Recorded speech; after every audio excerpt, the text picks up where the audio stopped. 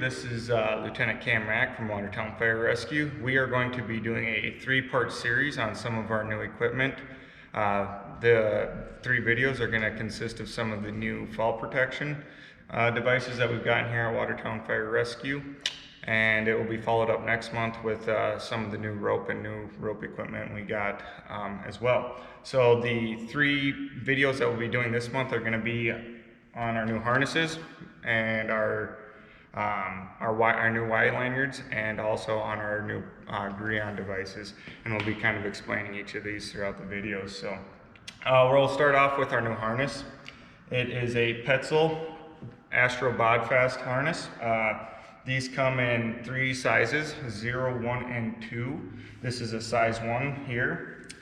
Our plan is to put 3 on each engine. So each engine will have 2 size 1 Bodfast harnesses, as well as 1 size 2.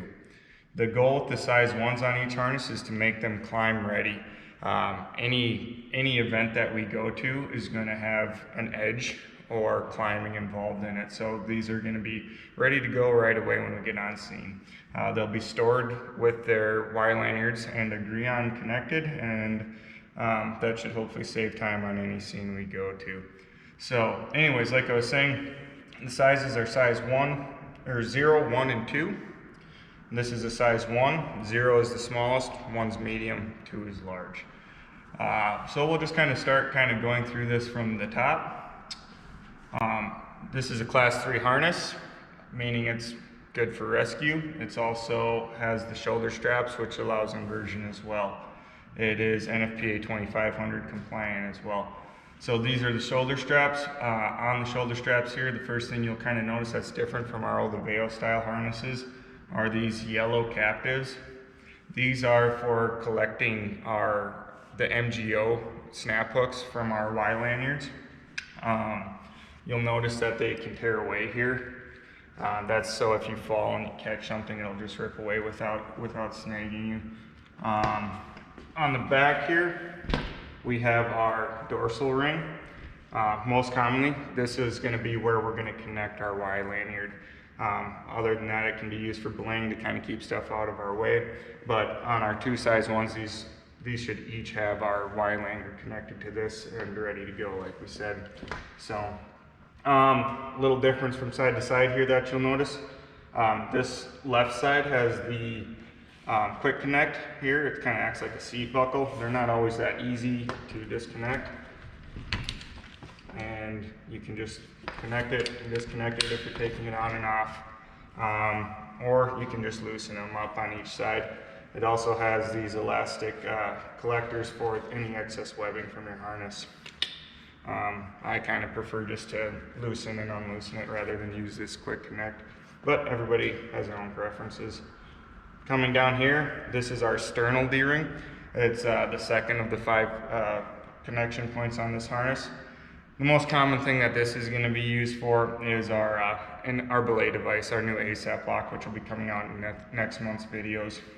And as we come down here, this is probably the biggest difference we're going to notice from our old Aveo harnesses.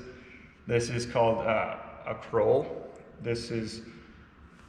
It's an integral piece of equipment here, meaning that you would need a tool to disconnect it from our harness. You can see it's got its own D-ring on the bottom, and it's actually in the sewn into the webbing here. So this can't just be taken off or on very easily.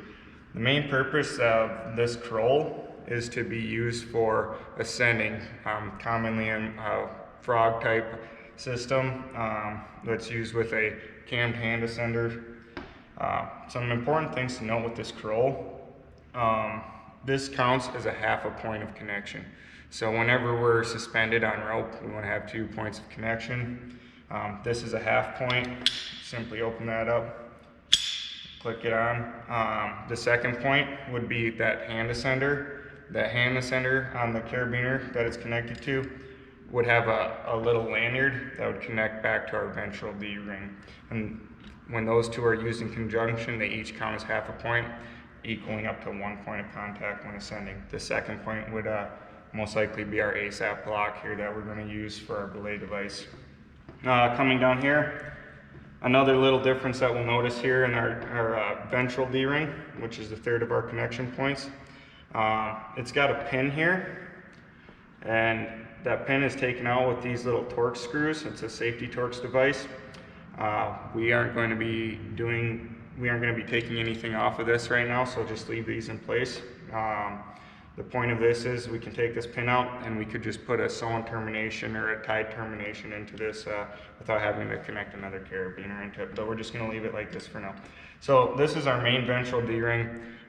Any of our work can be done from here. We connect our lowering devices, our rappel devices, pretty much any pickoff that we're going to do. This is going to be connected into the system. The pickoff will be connected into the same carabiner that the device is connected to. It's rated for about 23 kilonewtons. Okay. On the sides here, you'll notice on each side on our waist buckle there's another metal D-ring on this side and on this side. These are work positioning. These are often going to be used with our Greon. So that's what these are for.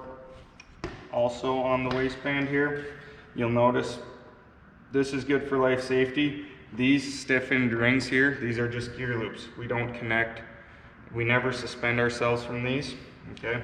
So we can put carabiners, Pro 6, whatever you want to on those. Coming around further, there's another cloth loop here. It's sewn onto the waistband. This is for fall restraint, okay?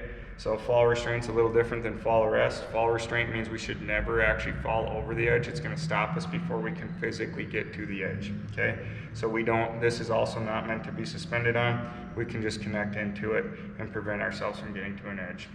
And pretty much the same from there on out. The last part of it, down here on the leg straps, once again you'll notice these quick connects on here, or you can loosen them up and collect them in the loop collector here. Just put it back in, whatever you prefer. And a big thing, if this feels uncomfortable, like these legs are riding up, you can loosen up right behind here and just kind of get it down closer to the back of your knee so it doesn't feel like these leg straps are riding up. And the last thing, kind of moving back up to this waistband, on the right side of our harness here, it tells us our size, and then it also has some information here telling you about the position. It's got the serial numbers and stuff like that. Don't disconnect that, leave this connected with the harness. So, all right, look for the next two videos and we'll tell you what's going along with it with the Y lanyard and the Greon.